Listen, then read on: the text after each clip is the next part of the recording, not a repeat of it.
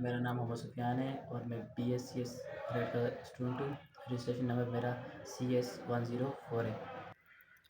अभी हम इस वीडियो में आपको ज़ैम्प चलाने के बारे में बताएंगे कि ज़ैम्प को कैसे चलाते हैं, और फिर उसके बाद जो क्रैड ऑपरेशन होती है, क्रैड ऑपरेशन हम कैसे परफॉर्म करेंगे उसके बारे में भी आपको बताएंगे।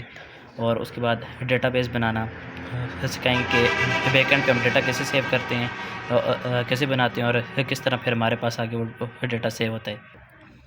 अब हम ज़ैम्प ओपन करेंगे और फिर उसके बाद जो आगे वो प्रोसेस होगा वो आपको बताएंगे। ज़ैम्प हम यहाँ से भी सर्च बार से भी ला सकते हैं, लेकिन नहीं, मैंने इधर PC में सेव किया हुआ है। मैं इधर जाके जिस PC में जाऊँगा और फिर इसके बाद ये फ़ाइल मैंने आगे ज़ैम्प वाली फ़ाइल जो है वो मैंने C में सेव की हुई है।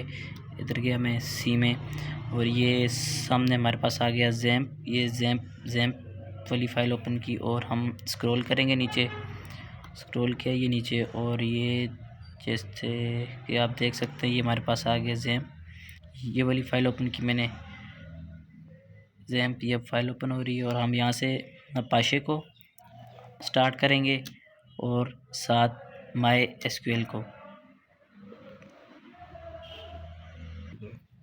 ये देख सकते हैं जैसे कि हमने ये अपाचे को भी स्टार्ट कर लिया और MySQL को भी। MySQL ये होता है, ये बैकएंड पे डेटा स्टोर करने के लिए होता है, और जो क्या कहते हैं अपाचे होता है ये हमें लोकल और सर्वर प्रोवाइड करते हैं हमें एक। ये जैसे कि देख सकते हैं ये हमने स्टार्ट कर लिए हैं दोनों, और इसके बाद हम फिर जाएंगे मिनिमाइज़ किए और फिर उसके बाद हम अभी हम गूगल क्रोम पे आ गए। यहाँ पे हमने सर्च करना है लोकल सर्वर के लिए लोकल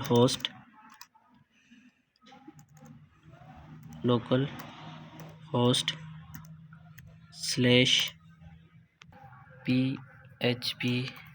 my admin ये लिख दिया और ये हमने एंटर किया। ये देख सकते हैं हमारे पास ये आगे एक लोकल होस्ट सर्विस ओपन हो चुका है। ये देखें PHP my admin पे आ गए। यहाँ पे आके हमने टेस्ट पे जाना है, ठीक है। ये आगे टेस्ट के बाद हम नीचे जाना है यूज़र्स पे। ये देखें यूज़र्स पे आ गए और ये हमारे पास सारा डेटा आ गया, ठीक है। ये डेटा इस वजह से आ रहा है क्योंकि पहले से मैंने स्टोर करके रखा हुआ है, इस वजह से यहाँ पे आ रहा है। और ये देख लें कि ये जो डेटा मैंने स्टोर किया हुआ है वो इधर हमारे पास शो हो रहा है। अगर ये मैंने डेटा पहले से सेव ना किया होता तो ये फिर ये होना था कि यहाँ पे ये मुझे इस तरह ये जो 10 कॉलम शो कर रहा है ये 10 ना शो करता, ये 3 से 4 कॉलम मुझे शो करता। और उसके साथ ना ही जहाँ पे मुझे कोई इन्फॉर्मेशन क्या कहते हैं नज़र आ रही होती, ये सारा कुछ मैंने प्रोवाइड किया खुद। अगर ये हमने डेटा सारा सेव ना किया होता तो फिर ये होना था कि हमें यहाँ पे जाना था टेस्ट पे, ठीक है। इस तरह हम टेस्ट पे जाते, टेस्ट पे जाके हम यहाँ इंपोर्ट पे जाते, यहाँ पे फिर हम जाके आगे इंपोर्ट से नीचे जाते, ठीक है। और हम ये देखें चूज़ फाइल आ गए, हम फाइल चूज़ करते अपनी।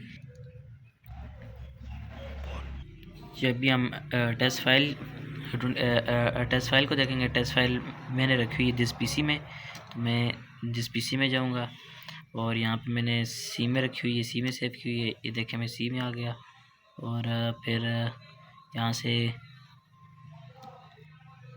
ये इधर आ गए ज़ैम्प में, और यहाँ पे htdocs में मैंने ये फ़ाइल सेव करके रखी हुई है। देखें ये आ गया htdocs, यहाँ पे आ गए और यहाँ से हम गए जी ये क्रैड ऑपरेशन है, क्रैड में गए, ठीक है। और ये फिर ये देखें ये टेस्ट SQL ये वाली फ़ाइल, ये अगर हम यहाँ पे इस पर ये फ़ाइल आ गई हमारे पास, अगर हम ओपन पे क्लिक करते हैं तो ये फ़ाइल ओपन हो जाएगी, लेकिन ऑलरेडी ओपन है तो इस वजह से मैं इसे ओपन नहीं कर रहा। ये यहाँ से मैं क्रॉस कर रहा हूँ, ठीक है। उसकी वजह ये है कि ये ऑलरेडी ओपन है मेरे पास। अगर ये ओपन ना होती तो मैं वहाँ से ओपन करके यहाँ पे फ़ाइल को इंपोर्ट करता इधर, और ये और इस तरह जहाँ आता मैं नीचे, ठीक है। ये वाला जो इंपोर्ट का ऑप्शन है यहाँ पे आता है, ठीक है। और ये मेरे पास इंपोर्ट हो जाती है और हम इसे इंपोर्ट कर देते हैं। ये अभी हम आगे जी दोबारा यूज़र पे, यहाँ पे जहाँ पे हमारा डेटा सेव था, और इस डेटा को शो करवाने के लिए, आउटपुट डिस्प्ले करवाने के लिए हम जाएंगे क्रोम पे न्यू टैब ओपन कर ली। यहाँ पे जाके हम सर्च करेंगे जी लोकल होस्ट /CRUD और इसे एंटर करेंगे तो ये हमारे पास आ जाएगा। ये डेटा, ये देखें, ये हमारे सामने ये आ रहा है, सारा डेटा आ रहा है। ये देखें, ये शो हो रहा है, ये जो डेटा हमने डाला हुआ है। ठीक है, ये यहाँ पे हमारे सामने एक ऑप्शन आ रहा है एडिट का, एक आ रहा है डिलीट का। अगर हम डेटा में कुछ चेंजिंग करनी है तो एडिट पे जाएंगे, या उसे डिलीट करने तो डिलीट वाले ऑप्शन पे जाएंगे। और डिलीट पे जाएंगे या हमें फर्स्ट टाइम एक दफ़ा ऑप्शन देगा डिलीट का, तो उसके बाद ये डिलीट करेगा। और अगर हमने इसमें कुछ चीज़ न्यू ऐड करनी है, न्यू डेटा ऐड करना है, तो हम इधर आएंगे और यहाँ पे आके ये देखें, हम साथ साथ डेटा ऐड कर लेते हैं। कुछ भी नाम रख लेते हैं हम, ऐसा नाम रख लेते हैं और आगे एज डाल देते हैं। ये इस तरह हम जहाँ पे टाइप करेंगे तो हमारे पास डेटा सेव हो जाएगा, और फिर हम ऐड करेंगे तो ये हमारे पास ऐड हो जाएगा, और उसके बाद व्यू रिज़ल्ट करेंगे तो वो हमें डेटा शो कर देगा। डेटा ऐड करेंगे और ऐड करने के बाद व्यू रिज़ल्ट करके उसके बाद हम ये लोकल होस्ट पे आएंगे। फिर उसके साथ ये जो रिलोड वाला ऑप्शन है इस पे जाएंगे, रिलोड करेंगे, रिलोड दिस पेज करेंगे। देखें जिस तरह ये लोकल होस्ट पे आए, ठीक है। उसके बाद ये रिलोड वाला पेज है, इसके ऊपर करेंगे तो ये डेटा हमारे पास इस तरह ये ऐड होता जाएगा, और ये डेटा ऐड हो गया और यहाँ पे शो होता जाएगा डेटा में। ये अभी इसके बाद हम कोड एक्सप्लेन करेंगे कि इसके कोड क्या है, फिर हम वो साथ साथ हम इसके अभी कोड का बता रहे हैं आपको। ये मिनिमाइज़ किया हमने, ये अब हम कोड एक्सप्लेन करेंगे। ये फाइल मैंने जिस पीसी में सी में सेव की हुई हैं, और ये सी में आए, जैप में गए हम, और htdocs में आएंगे हम, ये इधर आगे, और CRUD ऑपरेशन हमने ऑन की, और ये आगे फिर ये हम अभी ये जो इन्हें ओपन करेंगे, ये फाइल ये आगे हमें कोड देता जाएगा, और फिर हम उससे साथ साथ एक्सप्लेन करते जाएंगे। CRUD में जब जाएंगे तो ये index.php, और इसको हम खोलेंगे किस में, नोटपैड++ में। इसमें हमने ओपन कर देना है इसको, और देन ये हमारे पास सामने शो हो जाएगा कि हमने किस तरह इसको खोल दिए। और अब इसमें भी एडिंग करते जाएंगे और साथ साथ हम देखते जाएंगे कि ये हमें कोड क्या बता रहा है। अब जब हमने नोटपैड++ पे इसको खोल दिए और हम यहाँ पर देख रहे हैं कि सबसे पहले हमारे पास ये आ रहा है PHP, और रिक्वायर वंस का हमारे पास ऑप्शन दे रहा है, रिक्वायर वंस dbconnection.php। ये इसलिए हमने लिखे है कि ये हमें उसके साथ कनेक्शन दे देते हैं, और इसको हमने अभी देखा है कि रिक्वायर वंस हमने यूज़ किए ताकि हम इसके साथ कनेक्शन बिल्ड कर लें।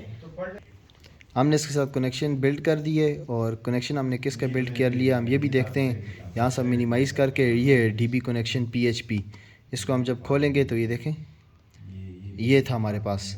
और इसको अगर हम नोटपैड++ में खोल के देखें तो ये हमारे पास इस तरह का था।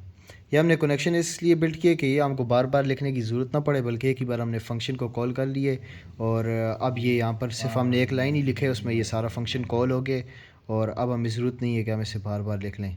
हम अपने नीचे इधर खुला हुआ होगा, इधर हमने index.php पे जाके इसको ही खोल देना है, और अब नीचे जो कोड है उसको हम एक्सप्लेन करते जाएंगे। और हमने इसमें CRUD में 4 फंक्शन भी पढ़े थे, पोस्ट, गेट, पुट और डिलीट का। और इसमें पोस्ट फंक्शन का ये था कि वो क्रिएट के लिए हम यूज़ करते थे। उसके अलावा जो गेट वाला फंक्शन है वो रीड के लिए, और पुट वाला जो फंक्शन है वो अपडेट के लिए, और डिलीट वाला फंक्शन है उससे हम डिलीट किसी भी अपने डेटा को कर देते थे। और ये SQL क्यूरी जो फंक्शन है ये हम इसलिए यूज़ करते हैं ताकि हम रीड करें क्यूरी को। और MySQL क्यूरी फंक्शन जो होता है ये हम यूज़ करते हैं मेक कनेक्शन ऑफ डेटा। जब हम डेटा का कनेक्शन दे रहे होते हैं या ले रहे होते हैं उस वक्त हम इसको यूज़ कर देते हैं। और यहाँ पर जो बताया है कि fetch data in descending order, इसमें हम ये करेंगे जो डेटाबेस है ना हमारी, इसमें जो वैल्यू स्टोर हुई हैं इसको हम आईडी की बेस में हम डिसेंडिंग ऑर्डर में ले लेगा, और ये जो भी डाटा है वो रिज़ल्ट वेरिएबल में स्टोर भी कर देगा।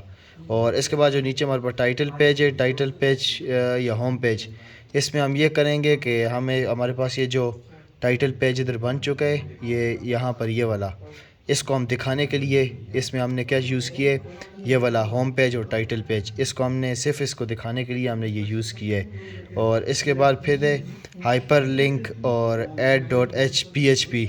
ये इसलिए होता है कि ये इसमें हम क्या करते हैं कि हम ये लिंक बना देता है कहाँ पर, वही जहाँ पर ये हमने ये डेटा स्टोर किया हुआ है।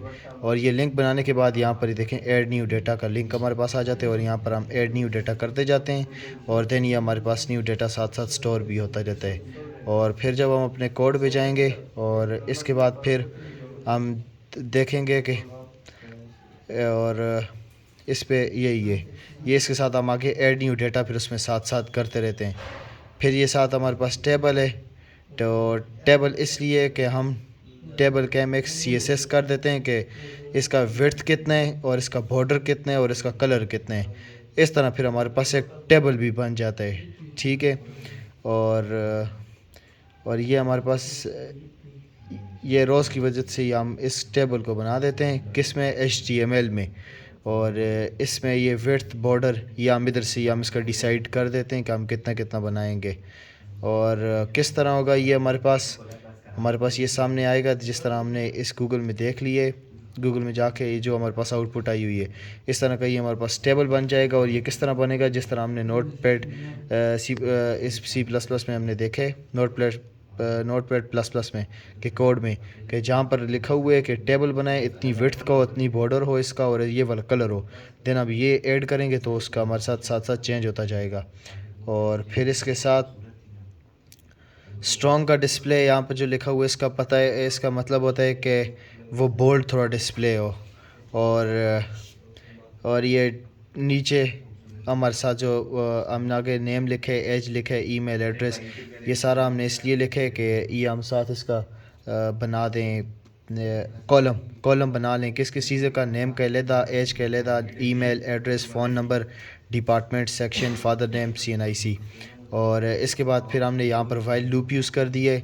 अच्छा, ये जब हम देखेंगे तो ये हमारे पास जो एक्सटेंशन इसमें आई हुई है कि TD, इसका ये मतलब होता है कि ये जो हम आउटपुट हम देखेंगे आउटपुट में कि ये इनका जो पहला अल्फ़ाबेट है ये बड़ा लिखा हुआ है, ये हमें सिर्फ इसको शो करेगा हमारे पास।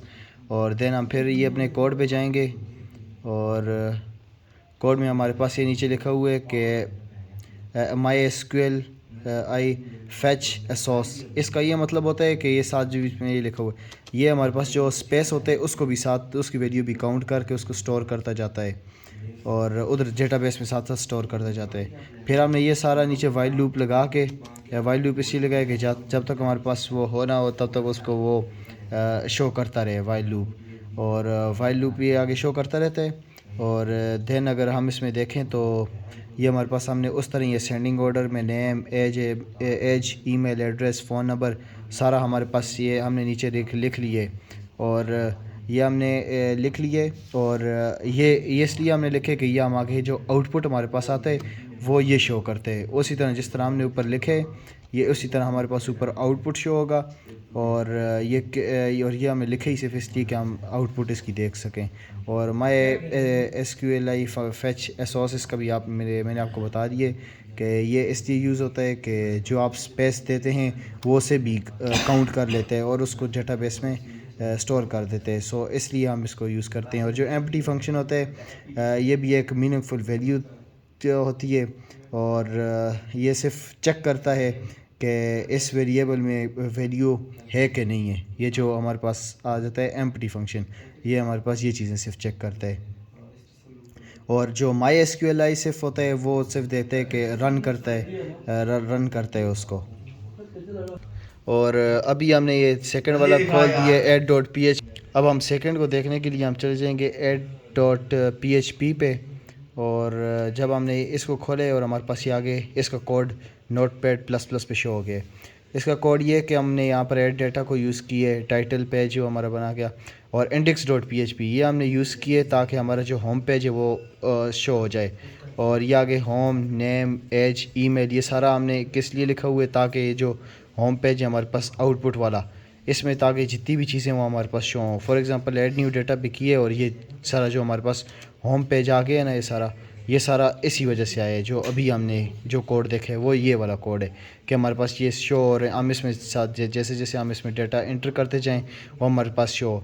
लास्ट में मैं आपको दिखाता हूँ डेटा इंटर करके फिर इसको स्टोर करके और फिर आगे रन करके कि किस तरह हमारे पास दोनों पे न्यू डेटा स्टोर हो जाते हैं कि PHP पे भी और लोकल होस्ट PHP पे भी और उसके अलावा CRUD फाइल पे भी। और यहाँ जब हम डेटा को स्टोर करते हैं तो पहले हम जो रिमेनिंग फाइल्स हैं उनको मुकम्मल कर लेते हैं, उनके कोड को देख लेते हैं जिस तरह ये। और यहाँ पर हमारे पास एड्रेस आ गया, phone number, department, section, CNIC और रोल नंबर। एंड देन फिर हम उसको देखते हैं नेक्स्ट को।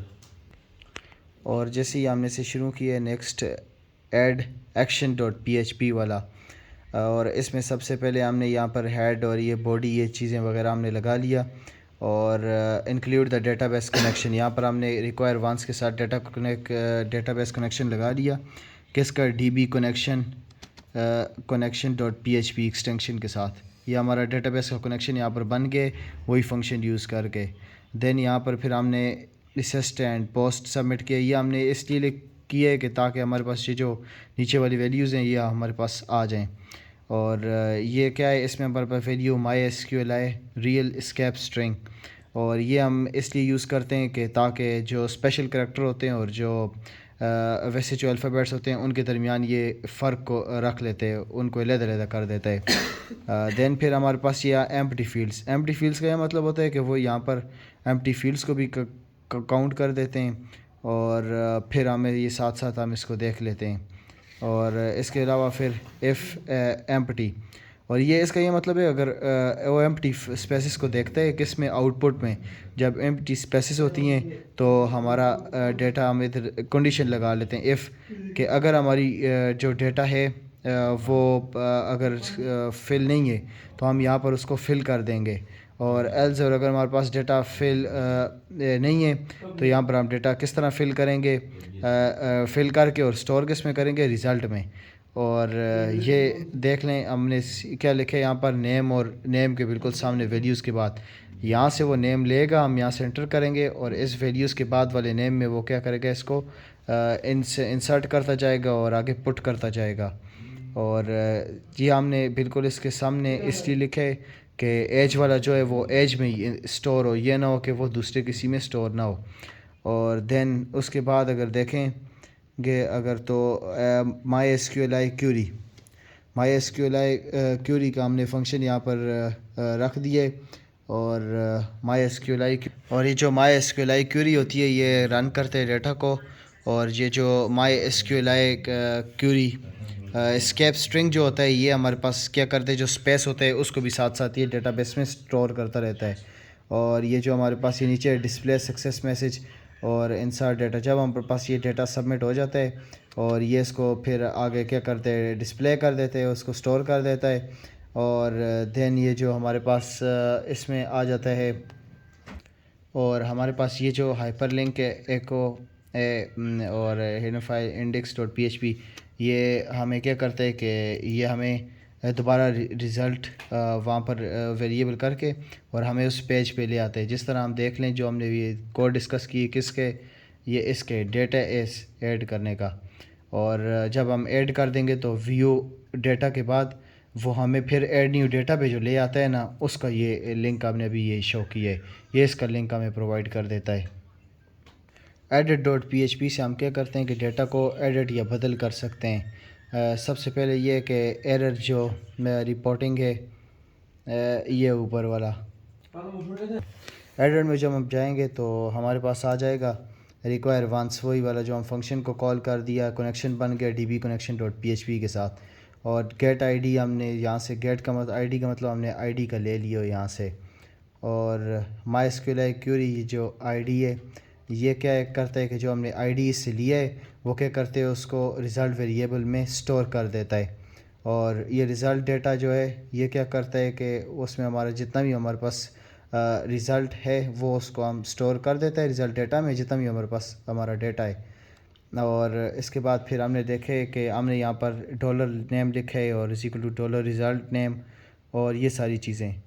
और ये हमारे पास इसलिए होता है कि ये हमने इसलिए लिखे है कि जब भी हम यहाँ पर जाते हैं आउटपुट में, और आउटपुट में हम ये जब अगर कुछ भी लिखते हैं, एहसान से भी लिख लिए मेरा अपना नाम, तो ये हमें इसलिए सिर्फ दिखाई दे रहे कि हमने यहाँ पर नोटपैड प्लस प्लस में ये हमने लिखा हुआ है। इसका ये काम होता है ये आगे दिखाए। अगर ये ना लिखो तो फिर एरर हम ये आगे दे देगा। और फिर नीचे हमारे पास ये जो चीज़ें हैं ना, ये हमें नेक्स्ट ये टाइटल एडिट डाटा जो है हमारे पास, ये टाइटल को दिखाने के लिए यूज़ होता है। और इसके बाद ये हमारे पास है ये नेम, ये वाला एडिट नेम, और ये फिर आगे ये वाला नेम।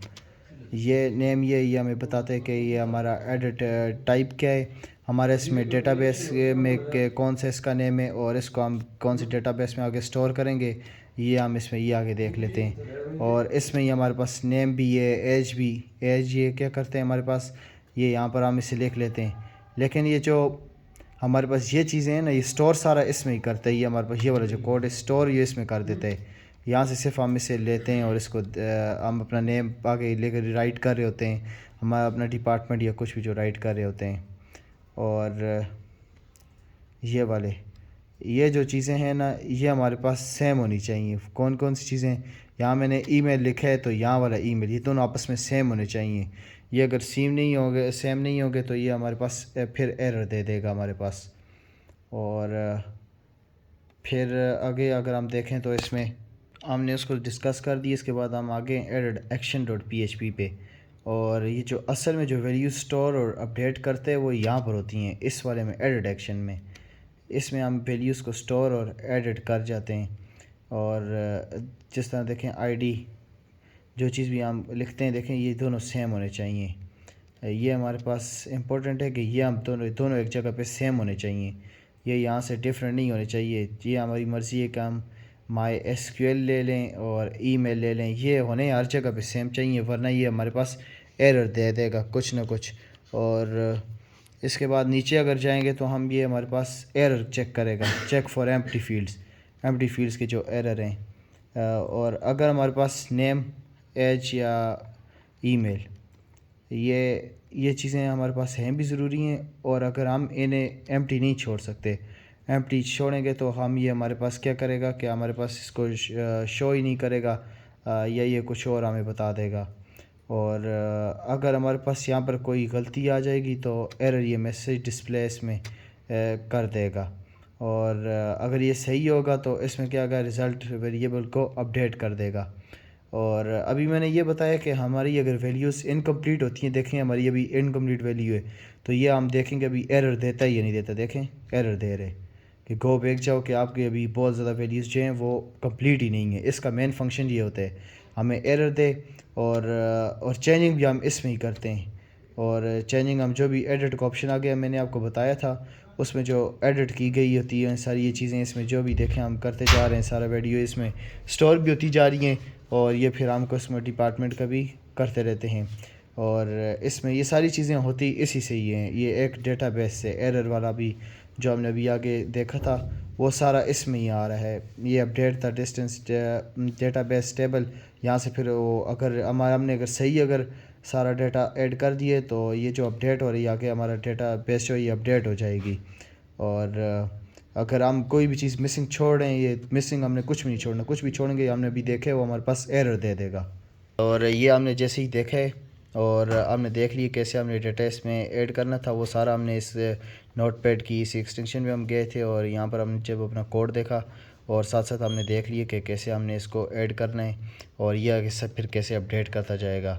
आउटपुट में ये सारी चीज़ें हमारे पास शो होती जाएंगी। जिस तरह ये आउटपुट है, कोई भी डेटा ऐड करना है, यहाँ से हमने ऐड कर दिया और डेटा जब हमने फुल डेटा ऐड कर दिए और यहाँ से ये ऐड हो गए और व्यू रिज़ल्ट पे के जाएंगे तो हमारे पास डेटा एक नया ऐड हो गए।